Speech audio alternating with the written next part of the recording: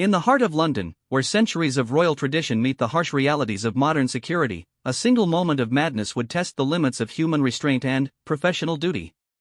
What happens when an ordinary day at the world's most famous palace transforms into a life or death struggle that will be remembered forever? This is the true story of a man who thought he could challenge the crown's most elite guardians, and the devastating consequences that followed his reckless decision. Some mistakes can never be undone. Some lines should never be crossed. And some people learn too late that the guards protecting the British royal family are not just ceremonial figures in red uniforms, they are highly trained soldiers with the authority and ability to use deadly force when necessary. This is what happened when criminal desperation met royal protection in one terrifying encounter that lasted mere seconds but changed lives forever.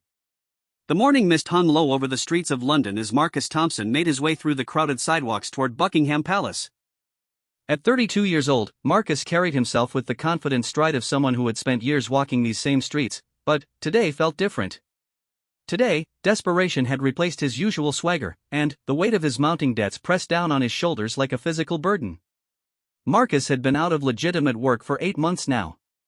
His construction job had ended when the company went bankrupt, leaving him and dozens of other workers scrambling for employment in an increasingly competitive market. What started as a temporary setback had spiraled into something much worse. The bills kept coming, but the money had stopped months ago. His landlord was threatening eviction, his credit cards were maxed out, and his girlfriend Sarah had left him 2 weeks earlier, taking their young daughter Emma with her. The idea had come to him 3 nights ago while watching the news. A reporter was doing a story about security at royal residences, and Marcus found himself studying the guards, their weapons, and their routines with an intensity that surprised even him. He had served briefly in the army before being discharged for disciplinary issues, so he understood weapons and military protocol better than most civilians. As the camera panned across the famous red-coated guards standing at attention outside Buckingham Palace, a dangerous thought began to form in his troubled mind. Marcus had convinced himself that the guards were mostly for show. Tourists took pictures with them all day long, and they rarely moved or reacted to anything happening around them. In his increasingly desperate state, he began to believe that their weapons might not even be loaded, that they were just part of an elaborate ceremony designed to impress visitors from around the world. The more he thought about it, the more convinced he became that grabbing one of their rifles would be relatively easy.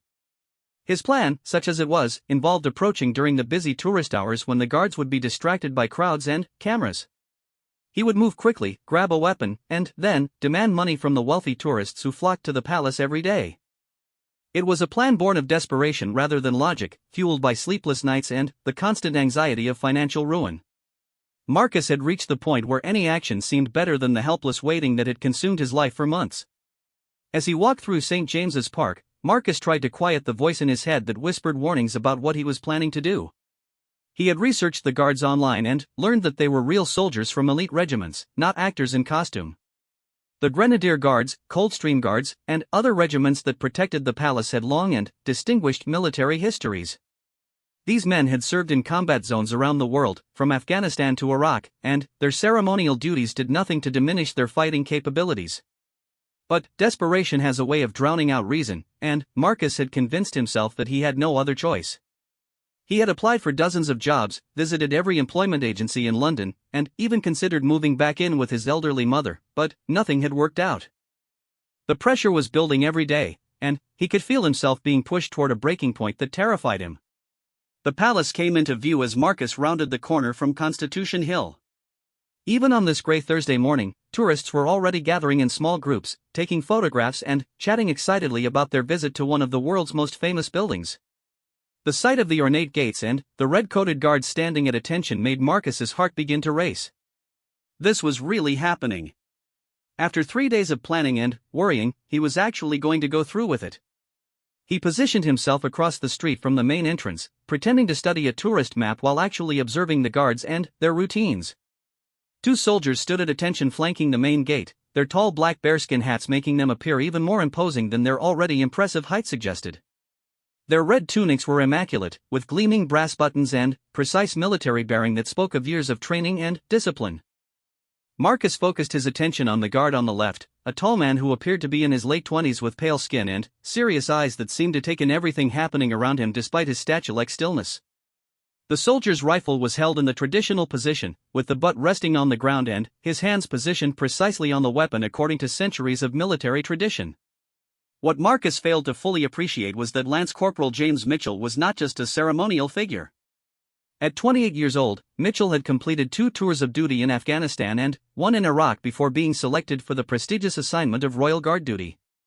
He had received extensive training in close-quarters combat, weapons retention, and threat assessment. More importantly, he possessed the mental discipline and split-second decision-making abilities that had kept him alive during some of the most dangerous military operations of the past decade.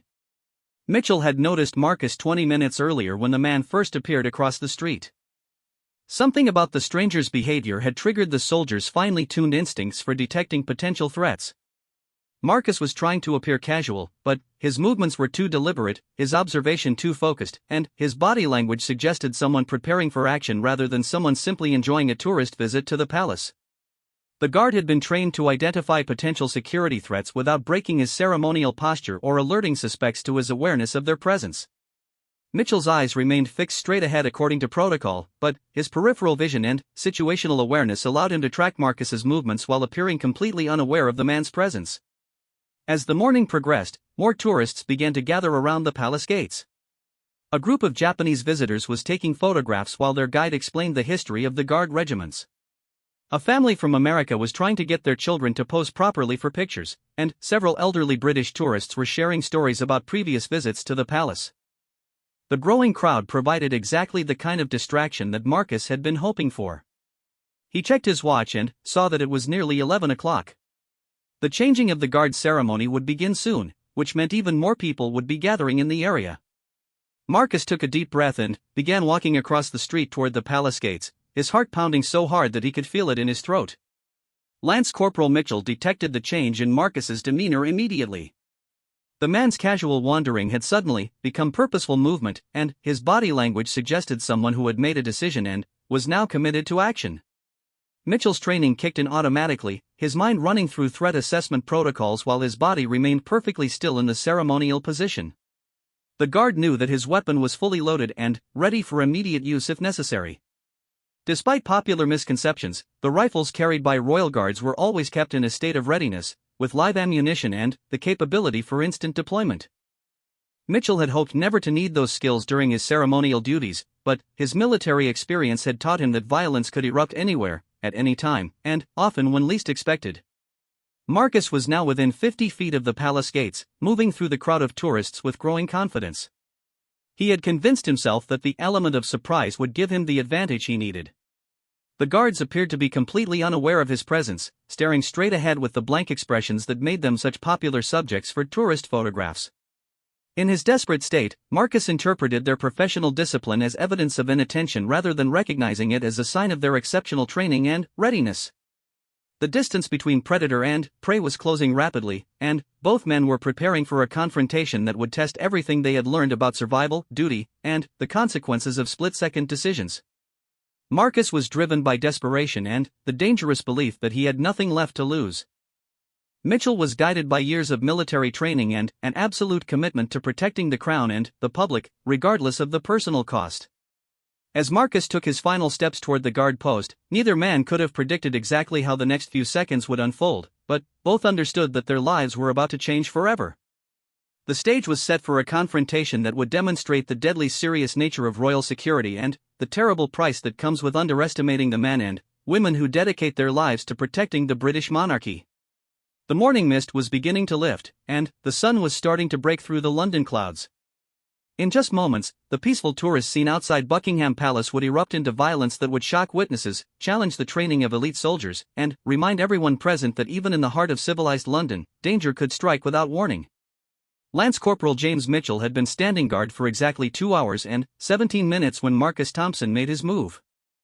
The attack came with the sudden violence that Mitchell had experienced in combat zones, but the location made it far more shocking than anything he had faced in Afghanistan or Iraq.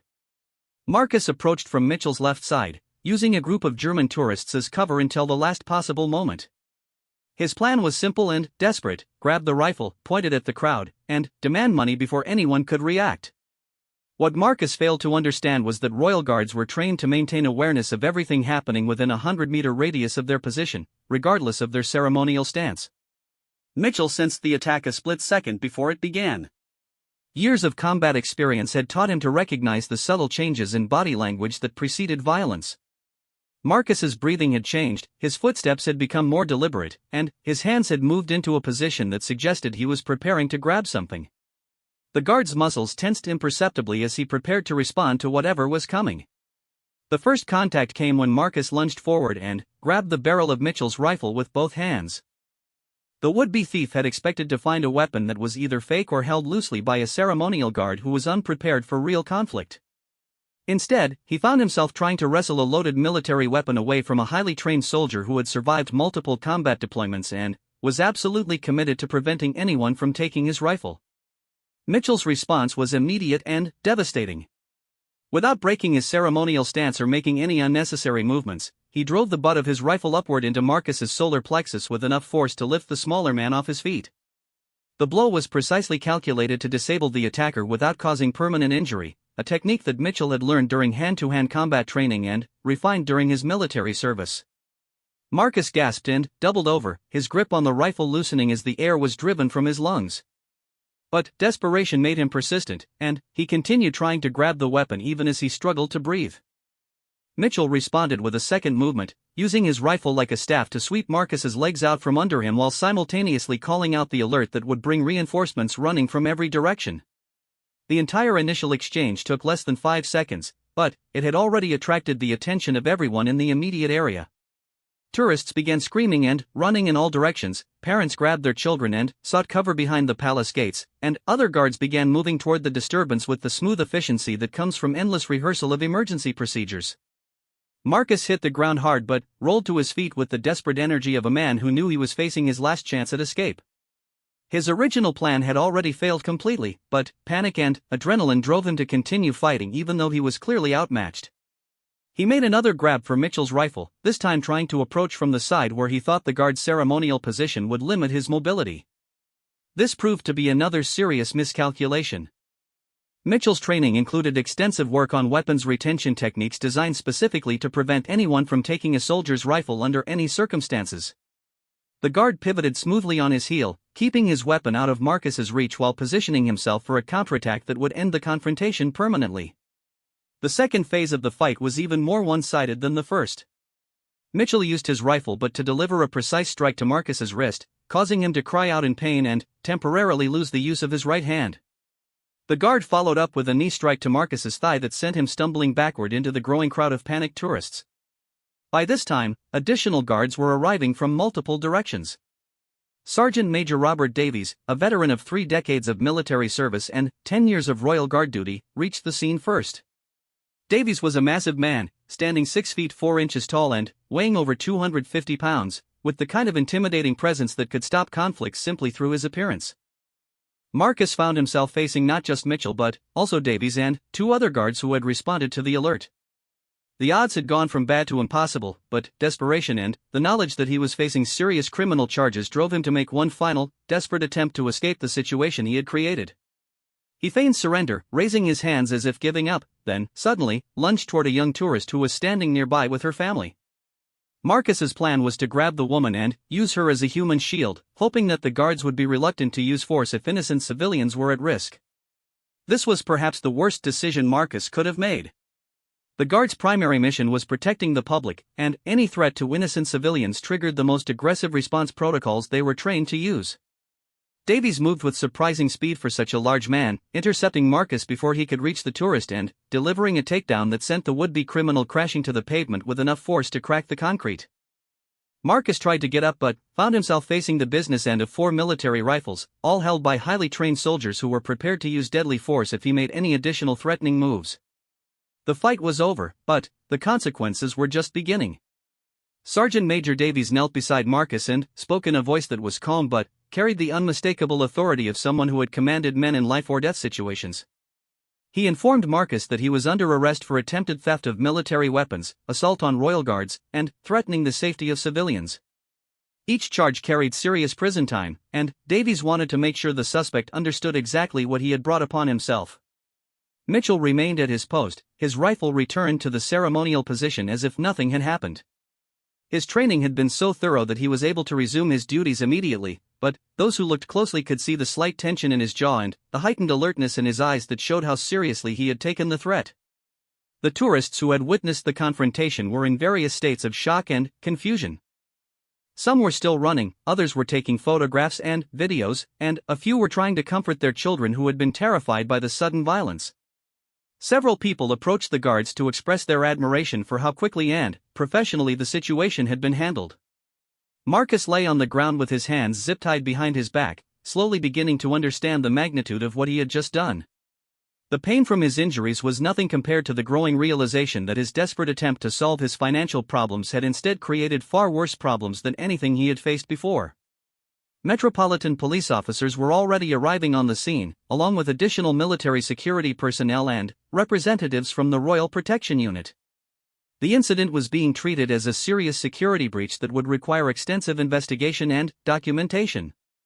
Marcus would be facing not just criminal charges but also the intense scrutiny that comes with any attempt to breach royal security. As he was lifted to his feet and prepared for transport to the police station, Marcus caught a glimpse of Lance Corporal Mitchell still standing at attention beside the palace gate. The guard's expression remained professionally neutral, but his eyes met Marcus's for just a moment, and the defeated criminal saw something in that gaze that made him understand how fortunate he was to be alive. Mitchell had been trained to use deadly force when necessary, and Marcus's attempt to grab his weapon and threaten civilians had certainly justified such a response. The fact that the guard had chosen to use non-lethal techniques was a testament to his professionalism and his commitment to using only the minimum force necessary to neutralize the threat. The crowd of tourists slowly began to disperse as police cordoned off the immediate area and began collecting witness statements. The entire incident had lasted less than 2 minutes from beginning to end, but it had provided a dramatic demonstration of why the guards protecting Buckingham Palace were far more than ceremonial figures in colorful uniforms. Marcus was placed in the back of a police vehicle and driven away from the palace, leaving behind a scene that would be talked about and analyzed for months to come. His desperate gamble had failed completely, and the price he would pay for his moment of madness was about to become clear as the full weight of the British legal system prepared to deal with his crimes. The interrogation room at Paddington Green Police Station was deliberately austere, with grey walls, fluorescent lighting, and a metal table bolted to the floor. Detective Chief Inspector Sarah Williams sat across from Marcus Thompson, studying the man who had attempted to steal a weapon from one of the most heavily protected locations in Britain. After 23 years in law enforcement, Williams had seen every type of criminal, but something about Marcus's case intrigued her. Marcus's injuries from the confrontation were minor but painful. His right wrist was sprained from Mitchell's precisely delivered strike, his ribs ached from the rifle but to his solar plexus, and his left shoulder was bruised from hitting the concrete when Sergeant Major Davies had taken him down.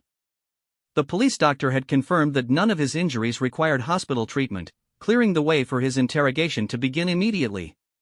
Williams had reviewed the preliminary reports and witness statements during the 2 hours that Marcus had spent in a holding cell.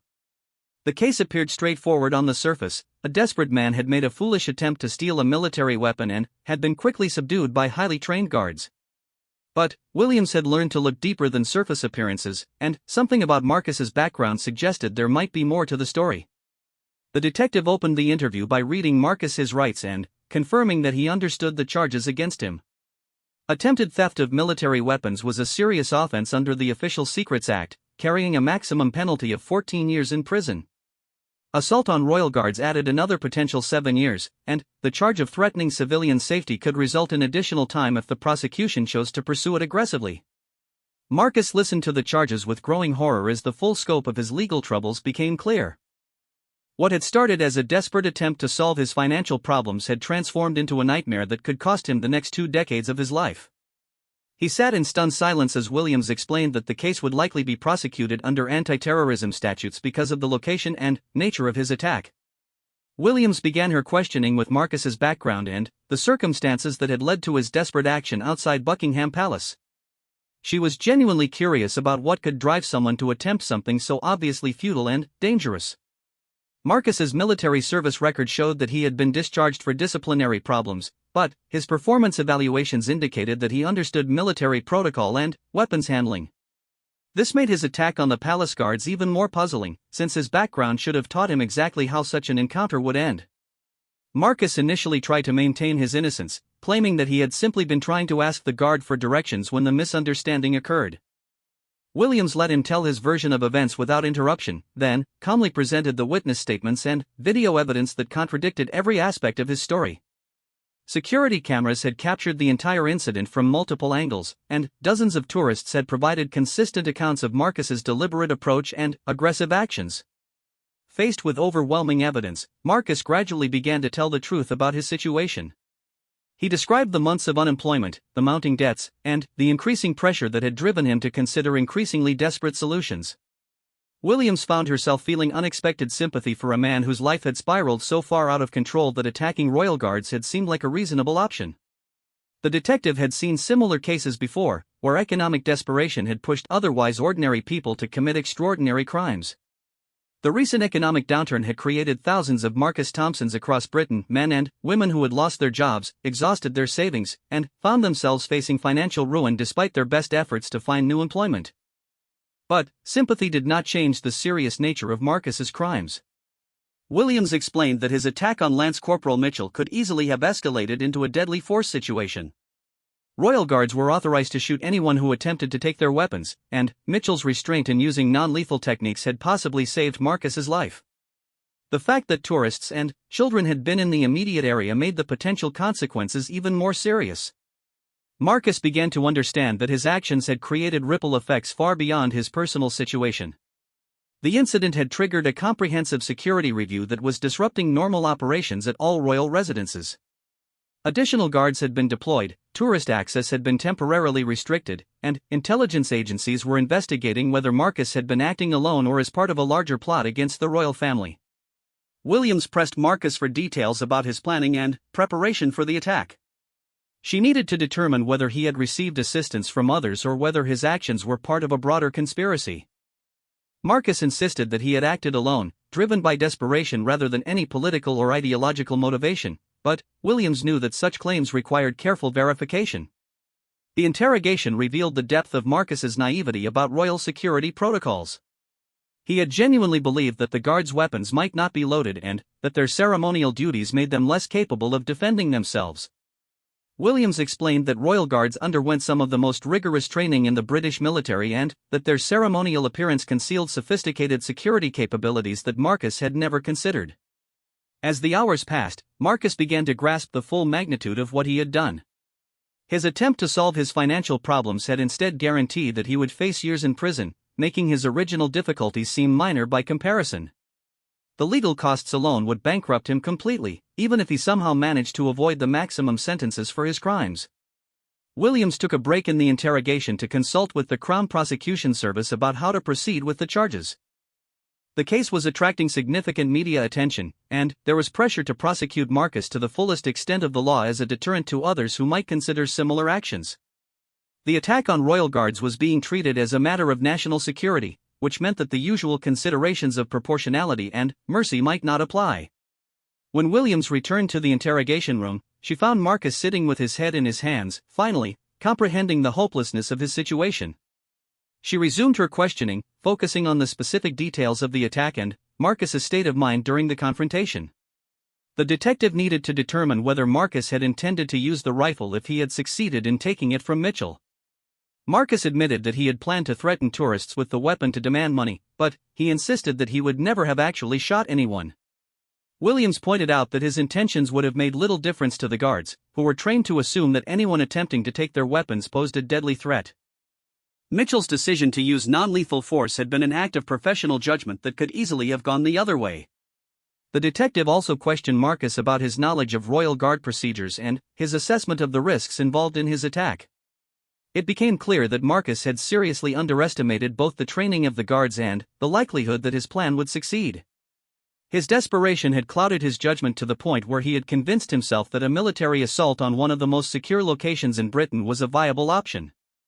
Williams concluded the formal interrogation but informed Marcus that additional questioning would be necessary as the investigation continued. She explained that forensic teams were still processing evidence from the scene and that additional charges might be filed depending on what they discovered. Marcus would remain in custody pending his appearance before a magistrate, where bail would almost certainly be denied given the serious nature of his crimes. As Marcus was returned to his cell, he had ample time to reflect on the chain of decisions that had brought him to this point. His financial problems, which had seemed insurmountable just hours earlier, now appeared trivial compared to the legal nightmare that awaited him. The guards he had attacked had shown remarkable professionalism and restraint, but the justice system was unlikely to be as forgiving as Lance Corporal Mitchell had been. The investigation into Marcus's background revealed a man whose life had been gradually falling apart for months, but who had no history of violence or criminal behavior beyond minor traffic violations. Character witnesses described him as normally sensible and law-abiding, making his attack on the palace guard seem completely out of character. This contradiction would become central to both the prosecution and defense strategies in the legal proceedings that were about to begin.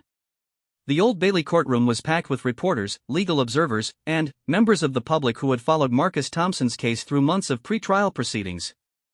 8 months had passed since his failed attempt to steal Lance Corporal Mitchell's rifle outside Buckingham Palace, and the case had become a symbol of the desperate measures that financial ruin could drive ordinary people to attempt. Judge Patricia Hensworth presided over the proceedings with the gravity befitting a case that had tested the boundaries between desperation and terrorism. At 62 years old, Judge Hensworth had overseen some of Britain's most significant criminal trials, but the unusual circumstances of Marcus's case presented unique challenges in balancing justice, deterrence, and mercy. The prosecution team, led by QC Robert Ashworth, had spent months building a case that portrayed Marcus as a dangerous individual who had threatened national security and put innocent lives at risk. Ashworth was known for his aggressive prosecution style and his ability to convince juries that seemingly minor crimes deserved serious consequences. In his opening statement, he painted a picture of Marcus as someone whose actions could have triggered a catastrophic incident in the heart of London. Ashworth's presentation focused heavily on the potential consequences of Marcus's actions rather than his actual impact. He argued that the attempt to steal a military weapon near Buckingham Palace represented exactly the type of threat that security services worked constantly to prevent.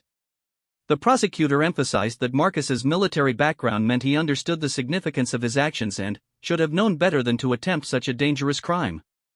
The prosecution called Lance Corporal Mitchell as their first witness, and his testimony provided a compelling account of the incident from the perspective of someone who had been forced to defend himself and protect the public.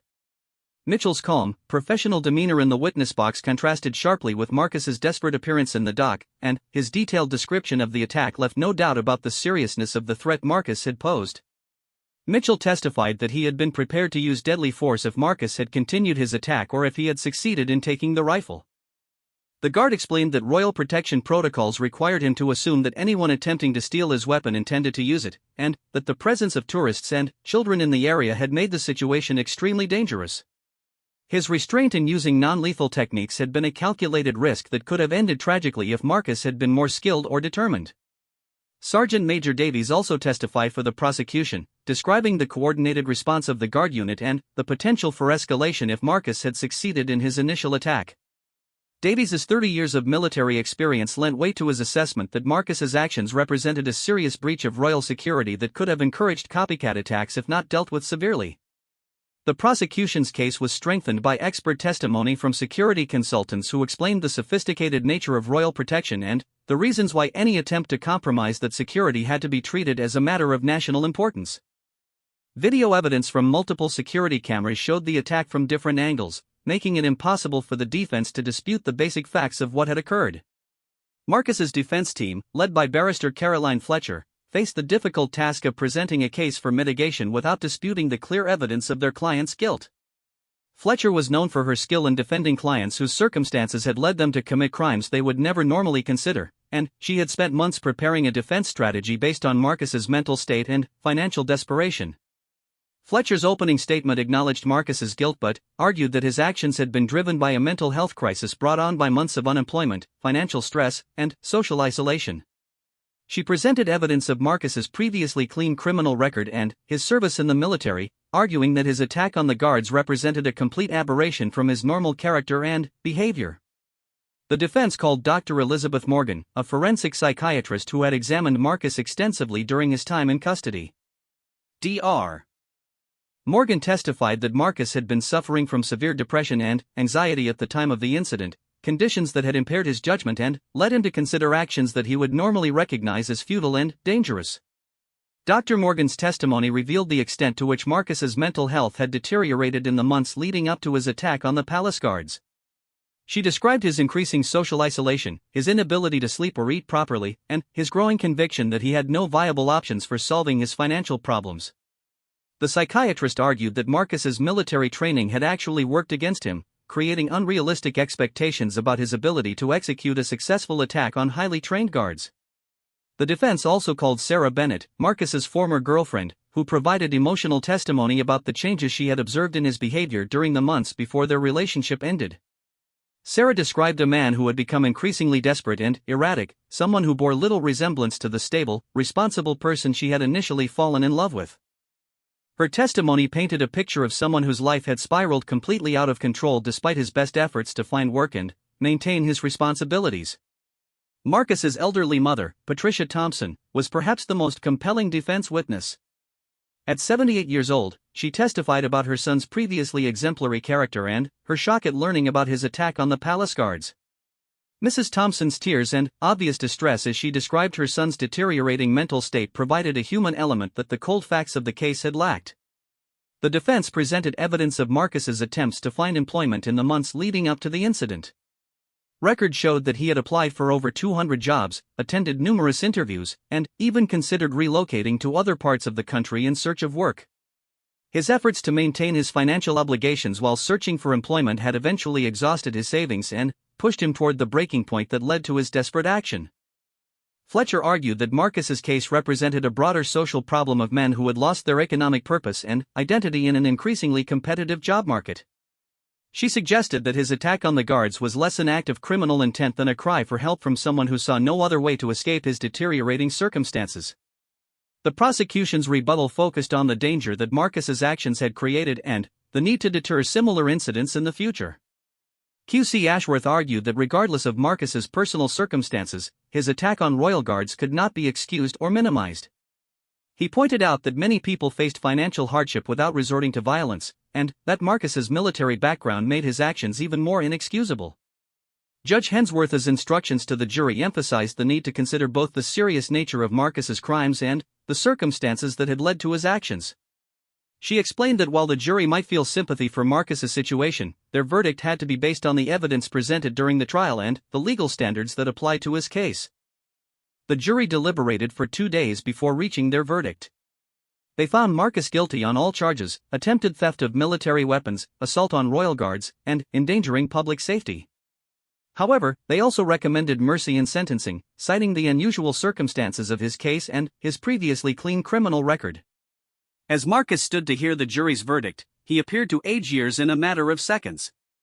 The guilty verdicts meant that he would face significant prison time, but the jury's recommendation for mercy offered some hope that Judge Hensworth might impose a sentence that would allow him to rebuild his life eventually. The sentencing phase would take place in 2 weeks, giving both the prosecution and defense time to prepare their arguments about the appropriate punishment for Marcus's crimes. The case had attracted significant public attention and would likely influence how similar cases were handled in the future, making Judge Hensworth's decision about Marcus's fate a matter of broader legal and social significance. Judge Patricia Hensworth had spent 2 weeks reviewing every detail of Marcus Thompson's case before the sentencing hearing. The weight of the decision ahead of her was immense, as it would set a precedent for how the British legal system dealt with desperate individuals who committed serious crimes against royal security. The courtroom was even more crowded for the sentencing than it had been for the trial, with media representatives from around the world present to witness the conclusion of a case that had captured international attention. Marcus sat in the dock wearing the same ill-fitting suit he had worn throughout the trial, but he looked different now. The months in custody had given him time to fully comprehend the magnitude of his actions and their consequences. His face showed the hollow expression of someone who had lost everything and was now waiting to learn exactly how much more he would have to pay for his moment of desperation. Before announcing her sentence, Judge Hensworth addressed the courtroom about the broader implications of Marcus's case. She acknowledged that his story reflected the struggles of many people who had been affected by economic hardship, but emphasized that personal difficulties could never justify actions that endangered public safety and national security. The judge reviewed the evidence presented during the trial, noting the professional testimony of Lance Corporal Mitchell and Sergeant Major Davies, who had demonstrated remarkable restraint in dealing with a situation that could easily have escalated to deadly force. She praised the guards for their professionalism while emphasizing that Marcus's attack could have had catastrophic consequences if it had been handled differently or if he had been more successful in his initial assault. Judge Hensworth also addressed the defense's arguments about Marcus's mental state and the circumstances that had led to his crime. She acknowledged Dr. Morgan's psychiatric evaluation and the compelling testimony from Marcus's family and former girlfriend, but emphasized that mental health struggles and financial desperation, while tragic, could not excuse actions that put innocent lives at risk. The judge's review of similar cases revealed that attacks on royal guards were extremely rare, making Marcus's case almost unique in British legal history. The few comparable incidents had involved individuals with serious mental illness or political motivations, neither of which applied clearly to Marcus's situation. This uniqueness made the sentencing decision even more complex, as there were few precedents to guide the court's decision. Marcus's defense team had submitted extensive mitigation materials, including letters from former military colleagues who testified to his previous good character, documentation of his unsuccessful job search efforts, and evidence of his deteriorating mental health in the months leading up to the incident. Caroline Fletcher had argued for a suspended sentence that would allow Marcus to receive mental health treatment while serving his time in the community. The prosecution had countered with arguments for a substantial prison sentence that would serve as a deterrent to others who might consider similar actions. QC Robert Ashworth had emphasized that the location and nature of Marcus's crime required a response that demonstrated the serious consequences of threatening royal security, regardless of the personal circumstances that motivated the attack. Judge Hensworth had also received impact statements from some of the tourists who had witnessed the incident. Several families described the trauma experienced by their children, who had been terrified by the sudden violence outside what they had expected to be a peaceful tourist attraction. These statements reminded the court that Marcus's actions had affected many innocent people beyond the immediate targets of his attack. When Judge Hensworth finally announced her sentence, her voice carried the weight of the difficult decision she had been forced to make.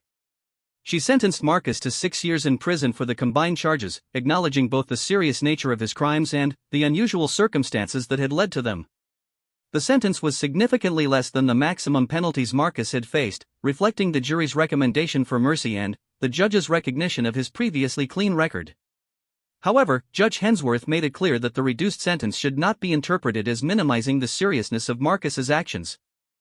She emphasized that attacks on royal guards would always be treated as matters of national security, and that future defendants should not expect similar leniency unless they faced equally extraordinary circumstances. The judge also ordered that Marcus receive mental health treatment during his incarceration and recommended him for programs designed to help prisoners develop job skills that would improve their prospects for employment after release. She expressed hope that Marcus would use his time in prison to address the underlying issues that had contributed to his desperate actions. Marcus's reaction to the sentence was a mixture of relief and despair. 6 years was far less than the maximum 21 years he could have faced, but it still meant that he would lose the prime years of his 30s to imprisonment. His mother wept openly in the courtroom gallery, while his former girlfriend Sarah showed no visible emotion as she processed the news that the father of her child would be unavailable for the next 6 years. Lance Corporal Mitchell attended the sentencing hearing, sitting quietly in the gallery as Judge Hensworth delivered her decision. After the proceedings concluded, he spoke briefly with reporters outside the courthouse, expressing satisfaction that justice had been served while noting that he took no pleasure in seeing someone's life destroyed by a moment of poor judgment. Mitchell emphasized that royal guards remained committed to protecting the public and the royal family, regardless of the personal cost to those who threatened that security. The case's conclusion sparked broader discussions about mental health support for unemployed individuals and the social pressures that could drive ordinary people to extraordinary crimes. Several commentators noted that Marcus's story reflected the struggles of many people who had been unable to find stable employment in an increasingly competitive economy. Marcus began serving his sentence at HMP Pentonville, where he was initially placed in protective custody due to concerns about his safety among other prisoners. The high-profile nature of his case and the fact that he had attacked symbols of British national identity made him a potential target for violence from inmates with strong patriotic feelings. During his first months in prison, Marcus participated in counseling sessions designed to help him understand the factors that had led to his crime and develop strategies for avoiding similar situations in the future. The therapy revealed the extent to which his sense of masculine identity had been tied to his ability to provide financially for his family, and how the loss of that capacity had triggered the mental health crisis that culminated in his attack on the palace guards. Marcus also began participating in educational programs aimed at helping him develop new job skills that would improve his prospects for employment after his release. The irony was not lost on him that the prison system was providing the kind of career training and support that might have prevented his crime if it had been available to him during his months of unemployment. The incident at Buckingham Palace led to a comprehensive review of royal security procedures, although most of the resulting changes were not made public for obvious reasons.